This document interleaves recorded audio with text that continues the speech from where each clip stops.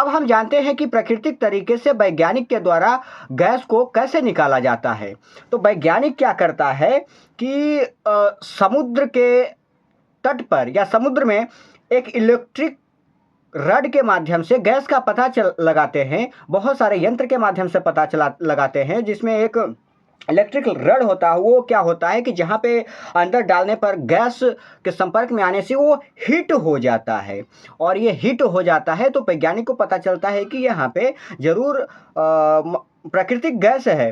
और प्राकृतिक गैस होता है तो वहाँ पे पॉइंट आउट किया जाता है, और पॉइंट आउट करने के बाद मशीन लगाकर ये भी पता लगाया जाता है कि यहाँ पर कितनी गैस है और कितनी नीचे गैस है। उसको खुदाई किया जाता है और पाइप के माध्यम से महीनों मेहनत लगता है। उसके बाद उसको बाहर निकाला जाता है, और ये जब बाहर निकाला जाता है तो ये गैस प्योर नहीं होता है। इसमें बहुत सारी अशुद्धियाँ होता है, जैसे प्रोपेन होता है, ब्यूटेन होता है, मीथेन होता है, कुछ जल भी होता है। उसको क्या किया जाता है कि रिफाइनरी में भेजा जाता है। रिफाइनरी में भेजे जाने पर यहाँ गैस का अलग अलग पृथक्करण किया जाता है, और पृथक्करण करने के बाद प्रोपेन और ब्यूटेन को मिला करके एलपीजी तैयार किया जाता है। अब एलपीजी तैयार किया जाता है तो उसके बाद क्या किया जाता है कि इसको कंप्रेस किया जाता है।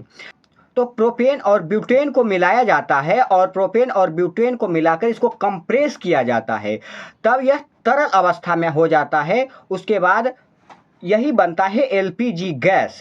और इसमें क्या किया जाता है कि एक प्रकार का गैस मिलाया जाता है, क्योंकि प्रोपेन और ब्यूटेन में कोई गंध नहीं होता है, ये गंधहीन होता है। लेकिन गैस जो है, एक एलपीजी जो है, एक खतरनाक गैस बन जाता है। इसके लिए कि मतलब कहीं से रिसाव हो तो कोई नुकसान नहीं हो, पहले से पता चल जाए, इसके लिए एक केमिकल डाला जाता है। उसको मैं बताऊंगा।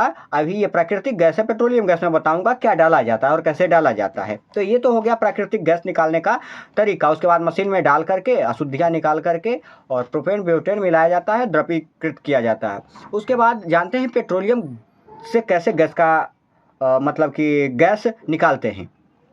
तो जो कच्चे तेल होता है उसको भी वैज्ञानिक पता लगाते हैं, उसी मशीन के माध्यम से महीनों लग जाता है पता लगाने में, वर्षों लग जाता है पता लगाने में। उसके बाद पता लगाकर समुद्र की गहराई में जाते हैं, समुद्र की गहराई से पता लगाते हैं, कई तरीके से पता लगाते हैं यंत्र के माध्यम से, और समुद्र की गहराई से फिर पाइप के माध्यम से वहाँ से जो होता है कच्चा तेल। अब कच्चा तेल बनता कैसे है वो भी मैं आपको बता दूं। तो हजारों लाखों वर्ष पहले जो जीवाश्म मतलब कि धरती के अंदर दब गया था, वही जीवाश्म पेट्रोलियम के रूप में परिवर्तित हो जाता है।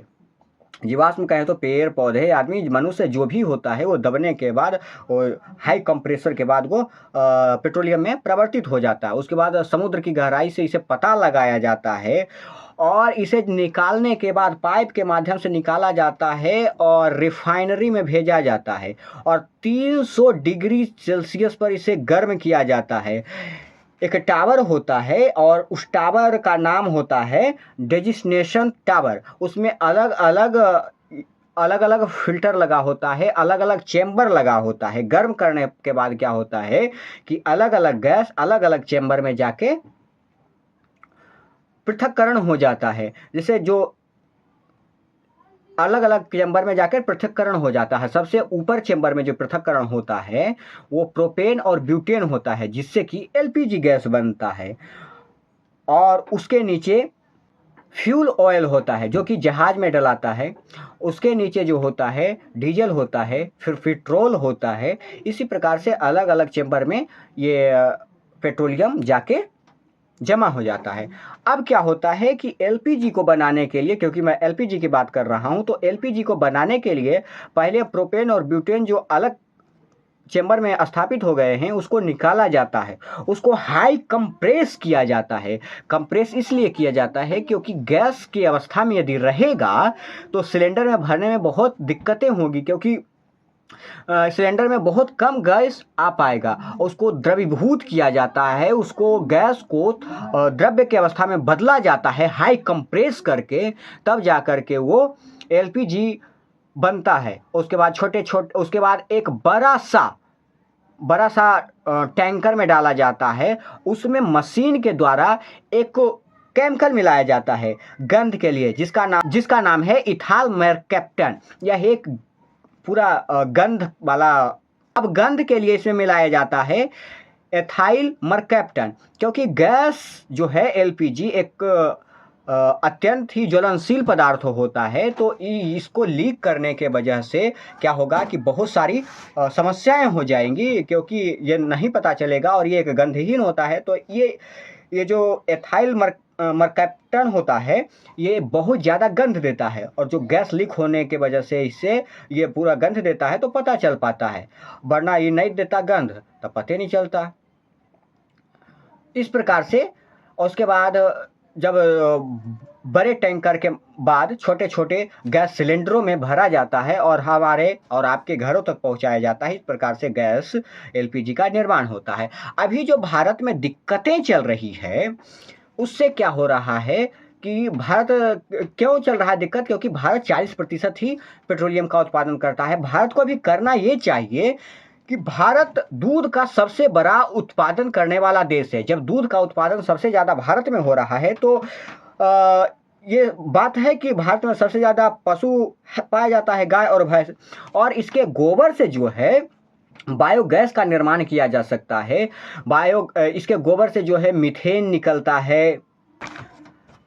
गाय और भैंस ये सब के गोबर से जो है 50 से 65% मीथेन निकलता है, 30 से 35% कार्बन डाइऑक्साइड निकलता है, और जो बाकी सब जो परसेंट बच गया उतना अन्य गैस निकलता है। अब भारत सरकार को करना ये चाहिए कि बायोगैस को बढ़ावा देना चाहिए, और नहीं हो तो भारत सरकार हर पंचायत स्तर पर, हर वार्ड स्तर पर या हर जिला स्तर पर बायोगैस का निर्माण करवाए किसी भी प्रकार से। जैसे जिस प्रकार से देखते हैं कि मतलब ग्वाला या जिसके पास गाय होता है तो वो मतलब कि डेयरी में दूध के लिए अपना दूध पहुंचाने के लिए लेके चला जाता है, उसके बदले में उसे पैसा महीने में मिल जाता है।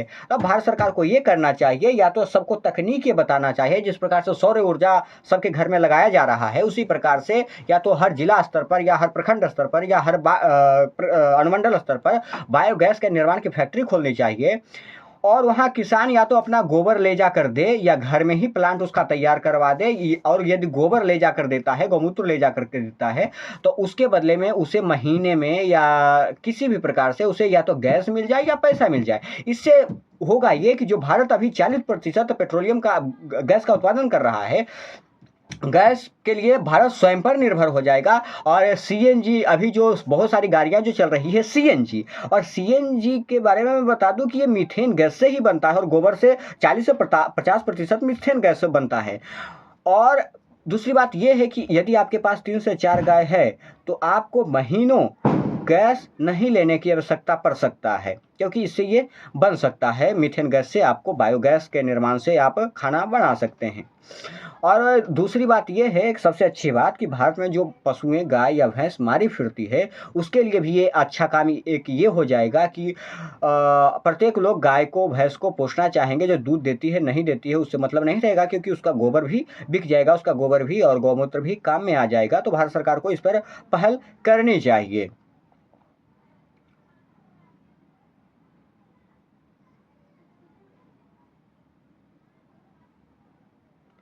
और बाकी आप लोग क्या सोचते हैं इसके बारे में?